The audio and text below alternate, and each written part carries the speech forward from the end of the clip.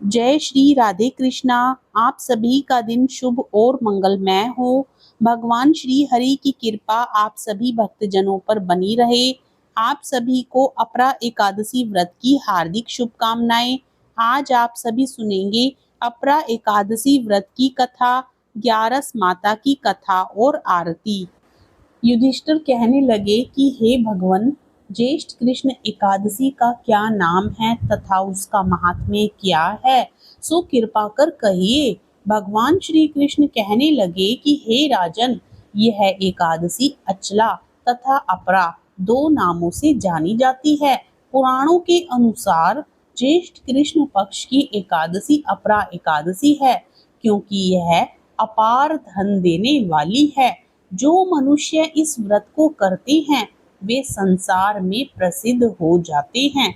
इस दिन भगवान त्रिविक्रम की पूजा की जाती है। अपरा एकादशी के व्रत के प्रभाव से ब्रह्म हत्या, भूत योनि, दूसरे की निंदा आदि के सब पाप दूर हो जाते हैं। इस व्रत के करने से पर स्त्री गमन, झूठी गवाही देना, झूठ बोलना, झूठे शास्त्र पढ़ना या बनाना, झूठा ज्योतिषी बनना तथा झूठा वैद्य बनना आदि सब पाप नष्ट हो जाते हैं। जो क्षत्रिय युद्ध से भाग जाए वे नरकगामी होते हैं, परंतु अपरा एकादशी का व्रत करने से वे भी स्वर्ग को प्राप्त होते हैं।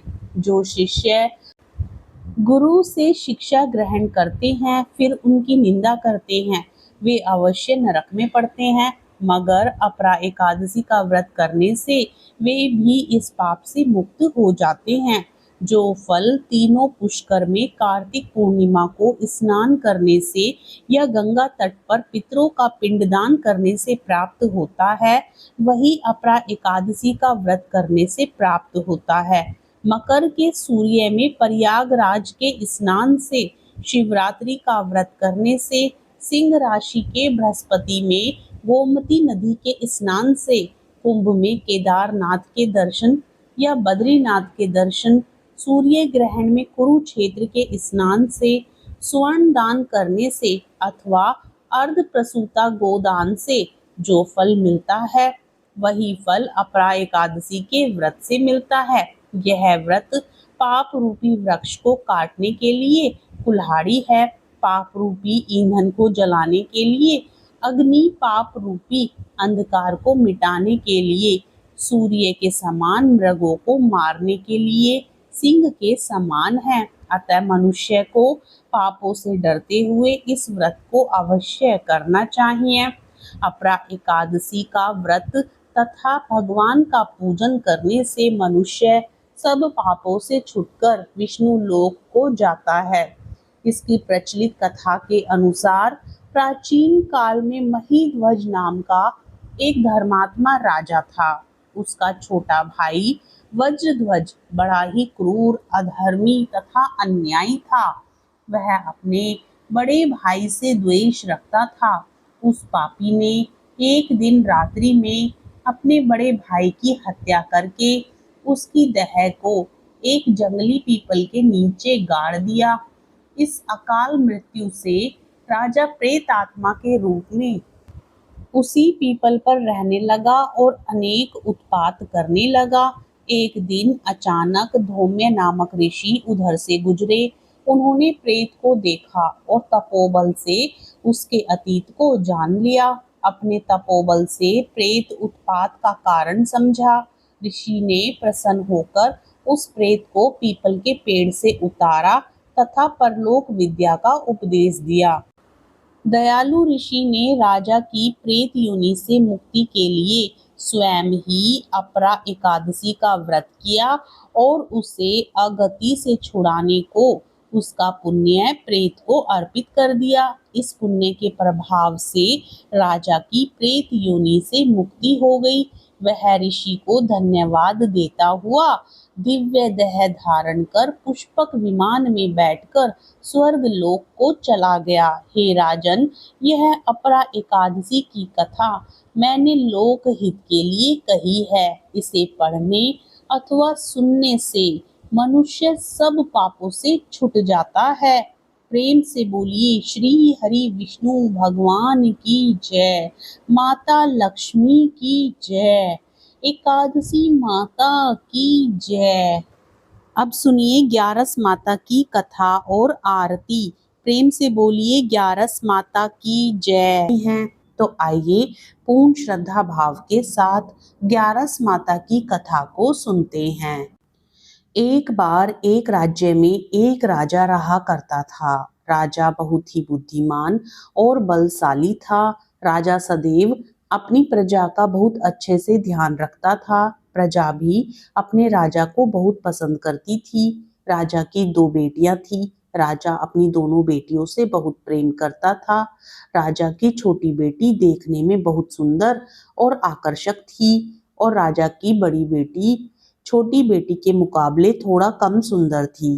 राजा की छोटी बेटी ग्यारस माता का पूजन किया करती थी और सभी लोग राजा की छोटी बेटी से बहुत प्रेम करते थे और बहुत प्रशंसा किया करते थे। राजा भी अपनी छोटी बेटी को बड़ी बेटी से अधिक प्रेम करता था, जिस कारण राजा की बड़ी बेटी को अपनी छोटी बहन से बहुत नफरत होने लगी थी।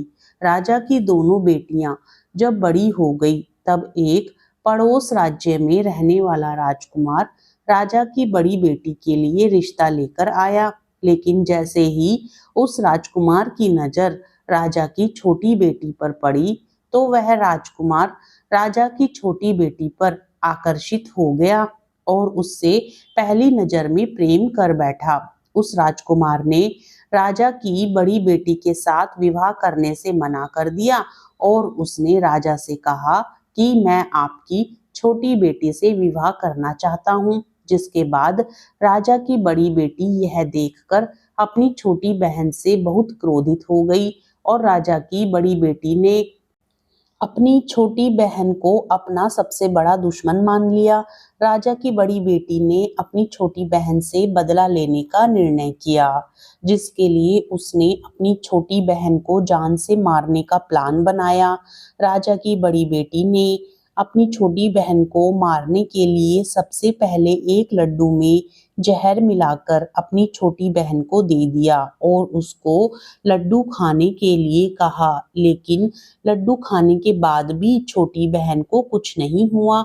बड़ी बहन यह देखकर बहुत आश्चर्यचकित हो गई, लेकिन बड़ी बहन ने हार नहीं मानी और उसने जब रात में छोटी बहन अपने कमरे में सो रही थी तब एक मटके में सांप रखकर उसके कमरे में छोड़ दिया। लेकिन सांप भी छोटी बहन का कुछ नहीं कर पाया। जिसके बाद बड़ी बहन ने अपनी छोटी बहन से कहा कि चलो हम लोग कुएं में से पानी भरकर लाते हैं, जिसके लिए वह अपनी छोटी बहन को पानी भरने के बहाने कुएं के पास ले गई और उसने अपनी छोटी बहन को कुएं में धक्का दे दिया। लेकिन छोटी बहन को तब भी कुछ नहीं हुआ, क्योंकि हर बार ग्यारस माता उसकी रक्षा कर रही थी और उधर बड़ी बहन अपने सारे प्रयासों के बाद असफल हो रही थी, जिससे वह बहुत क्रोधित होती जा रही थी।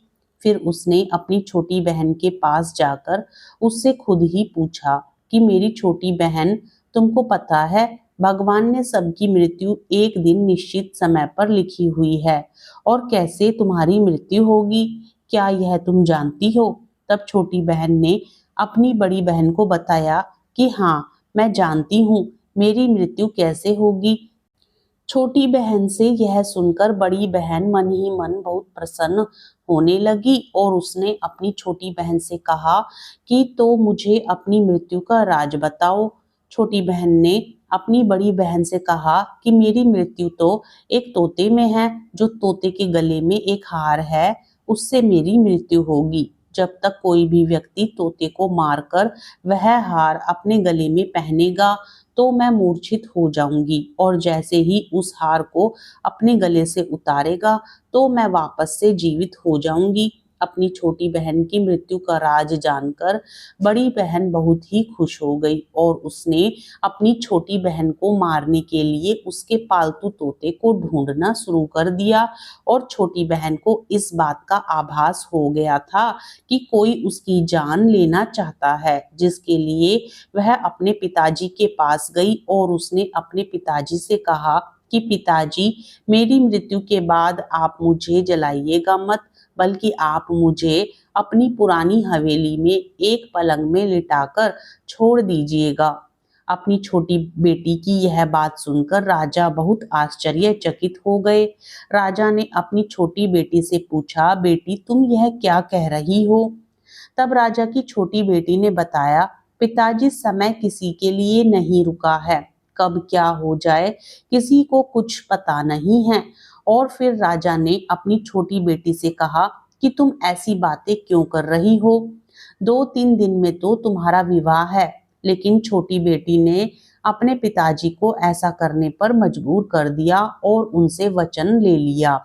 राजा ने भी अपनी छोटी बेटी की बात स्वीकार कर ली और 2-3 दिनों के बाद जब शादी का समय आया, तब राजकुमार बारात लेकर राजा के घर आया और राजकुमार और राजा की छोटी बेटी का विवाह शुरू हो गया। जैसे ही राजा की छोटी बेटी राजकुमार के साथ फेरे लेना शुरू करती है, तो उसकी बड़ी बहन अपनी छोटी बहन के कमरे में जाकर उसके तोते को पकड़ लेती है और उसको जान से मार देती है। तोते के गले में जो हार था उसको अपने गले में धारण कर लेती है। जैसे ही बड़ी बहन उस हार को अपने गले में धारण करती है, तो उधर छोटी बहन 3.5 फेरे ही ले पाती है और वहीं पर बेहोश होकर गिर जाती है। जिसके बाद राजा ने बड़े बड़े दर्द हकीमों को बुलाया और अपनी छोटी बेटी का इलाज करने के लिए कहा। राजा की बात सुनकर वैद्य ने छोटी बेटी को जब देखा, तो राजा को बताया कि आपकी छोटी बेटी ना तो जीवित है और ना ही मरी हुई है। यह मैं ऐसा पहली बार देख रहा हूँ। राजा ने वैद्य और हकीम को यह बात बाहर बताने से मना कर दिया और उनको कहा कि अगर तुमने यह बात किसी को बाहर बताई तो हम तुम्हें फांसी दे देंगे। राजा ने अपनी छोटी बेटी को पुराने महल में जाकर एक पलंग पर लेटा दिया और वहां पर कुछ सैनिकों को तैनात कर दिया। वापस अपने महल पर आ गया। राजा की बड़ी बेटी अपने पिताजी के पास आई और कहने लगी कि पिताजी, अगर यह शादी संपन्न नहीं हुई तो आपकी इज्जत का क्या होगा?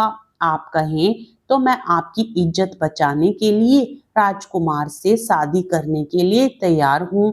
जिसके बाद राजा ने अपनी बड़ी बेटी की बात मान ली और राजा ने बड़ी बेटी को छोटी बेटी के कपड़े पहनाकर मंडप पर भेज दिया।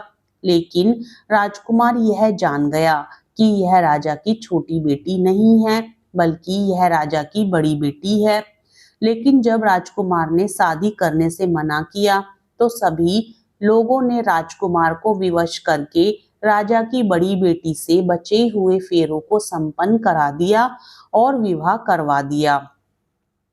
जिसके बाद राजकुमार राजा की बड़ी बेटी को अपने महल ले गया। राजकुमार राजा की बड़ी बेटी से ना तो बात करता था, ना ही उसको पसंद करता था और ना ही उसके आसपास भटकता था।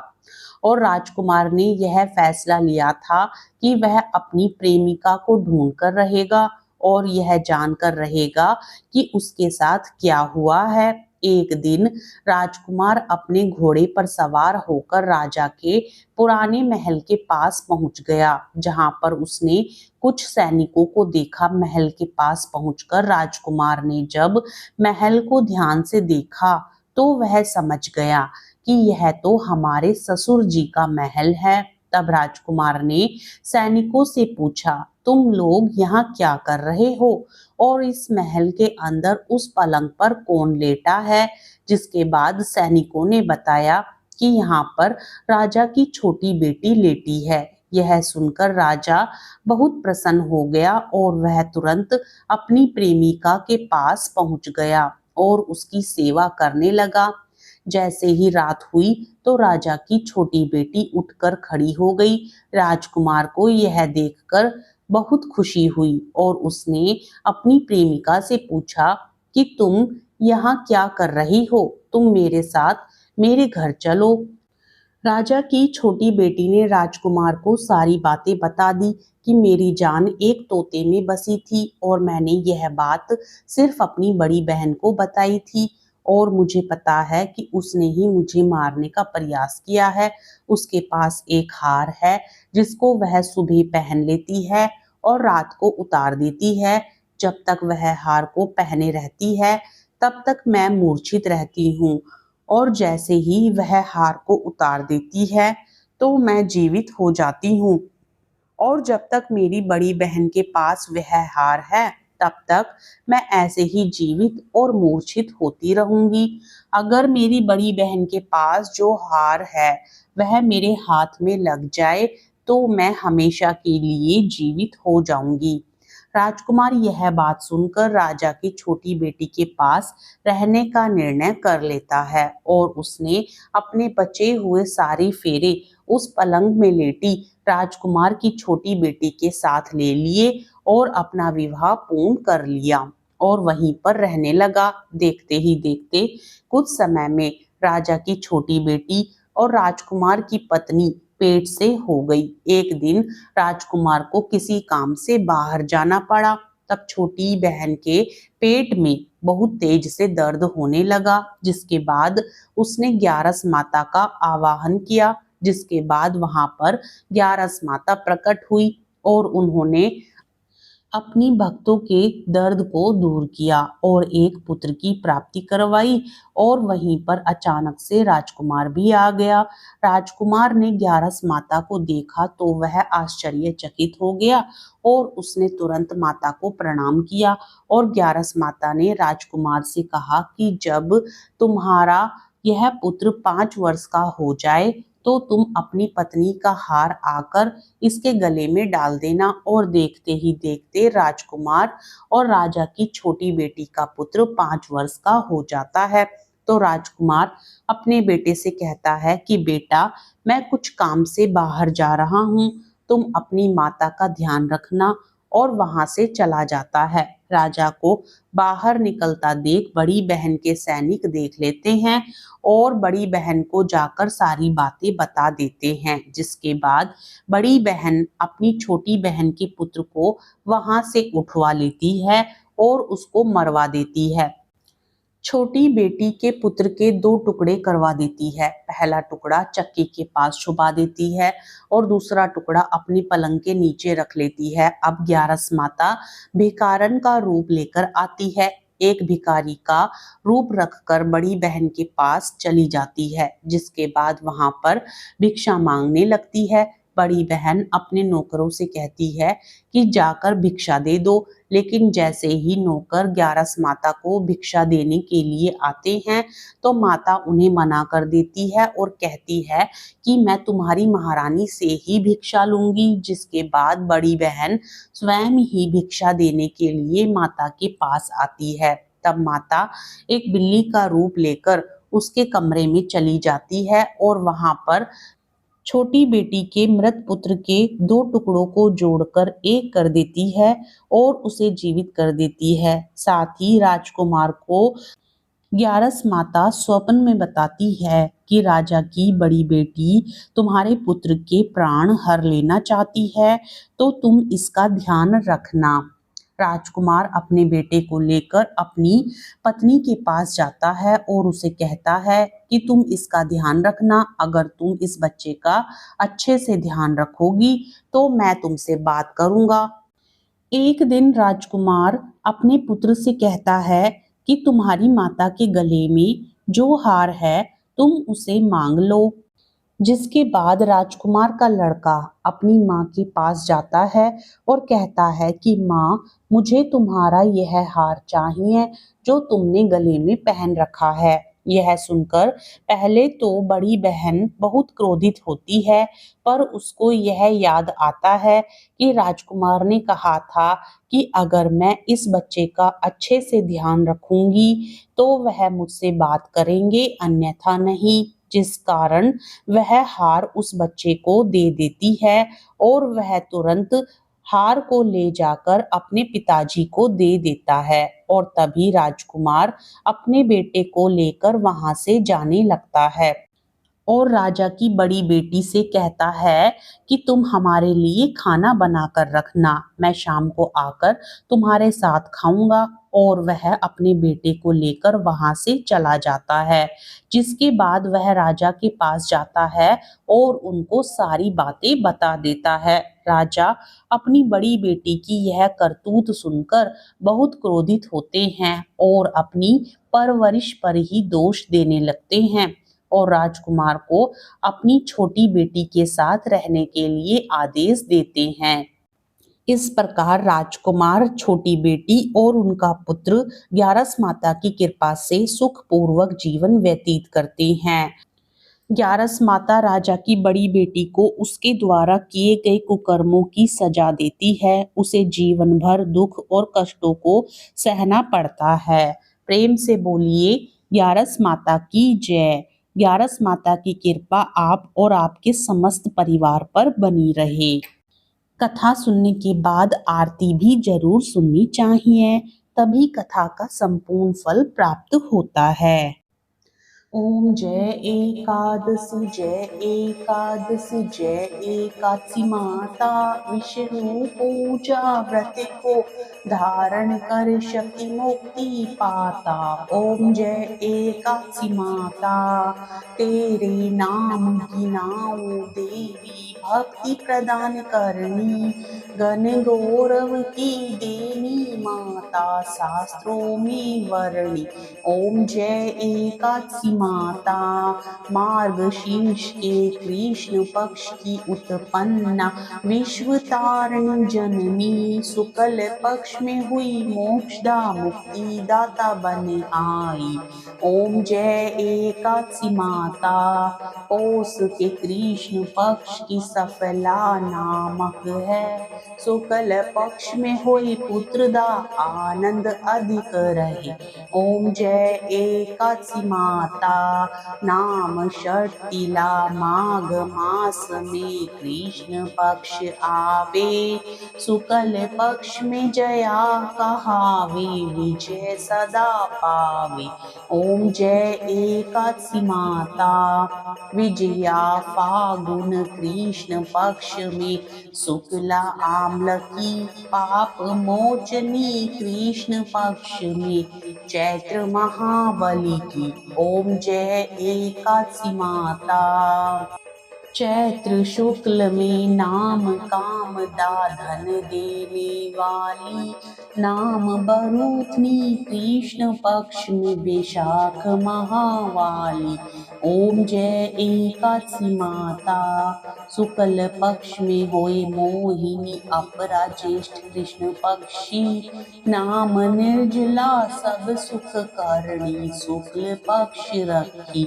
ओम जय एकादशी माता, योगिनी नाम आषाढ़ में जानो कृष्ण पक्ष करनी, देव शयनी नाम कहायो शुक्ल पक्ष धरणी। ओम जय एकादशी माता, कामी का श्रावण मास में आवे, कृष्ण पक्ष कहिए, श्रावण शुक्ला होय पवित्रा, आनंद से रही। ओम जय एकादशी माता, अजा भाद्रपद कृष्ण पक्ष की परिवर्तनी शुक्ला, इंदिरा अश्विन कृष्ण पक्ष में व्रत से भवसागर निकला। ओम जय एकादशी माता, कपान तुषा है शुक्ल पक्ष में, आप हरणहारी, रमा मास कार्तिक में आवे, सुखदायक भारी।